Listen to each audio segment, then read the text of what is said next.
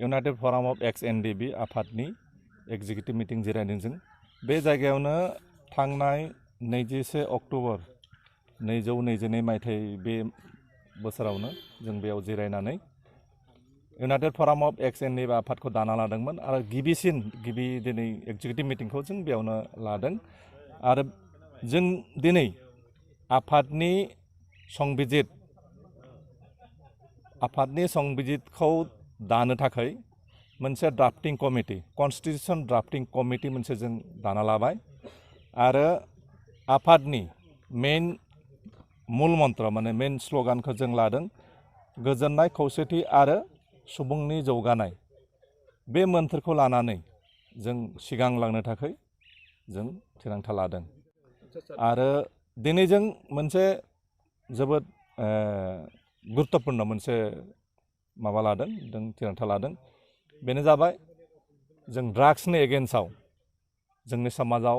ड्राग्सआ गाज्रि रोखोमैनो हाबबाय जोंनि इयुन जोलैखौ ड्राग्सआ धंस खालामदों जोंनि मोनसे समाव दंमोन जों गावजों गाव नेरलायनानै होसोलायनानै जोंनि समाजा बेकवार्ड जालांदोंमोन उन थालांदोंमोन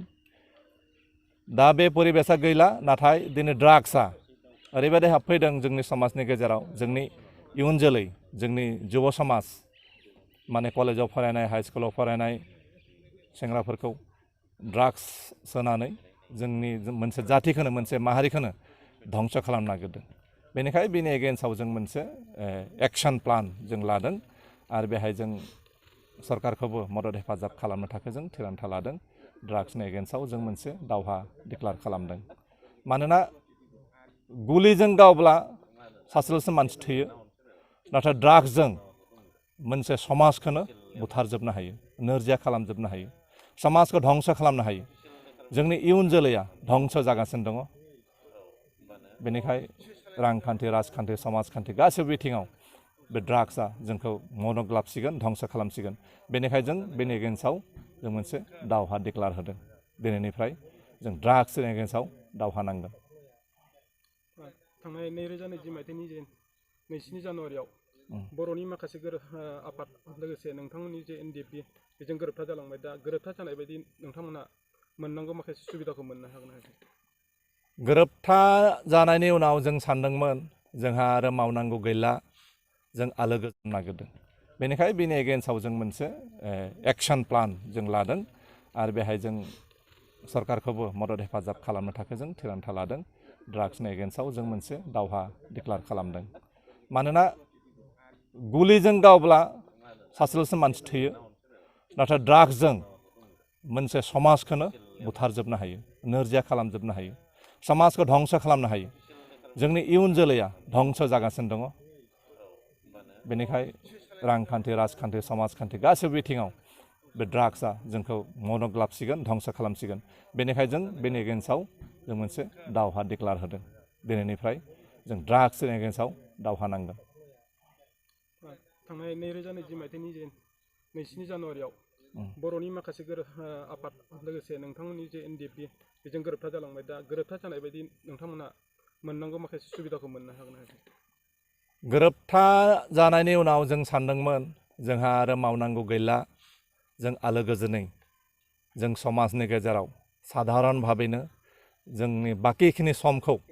आलो गोजोनै जों माने जिउ खुंलांनो हागोन होननानै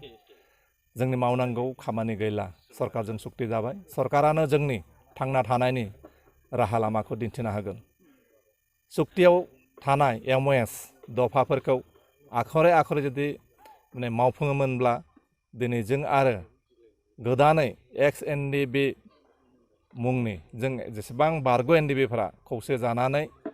आरो इउनाइटेड फराम अफ एक्स NDFB मुंनि मोनसे आफाद दानो गोनां जानाय नङामोन सरकारा मावफुङाखै जोंनि मोननांगौफोरखौ जों मोनाखै दिनै मुंख्लं नखरफ्रा जेबो मोनाखै जोंनि मेन जायफ्रा मुंख्लं जालांबाय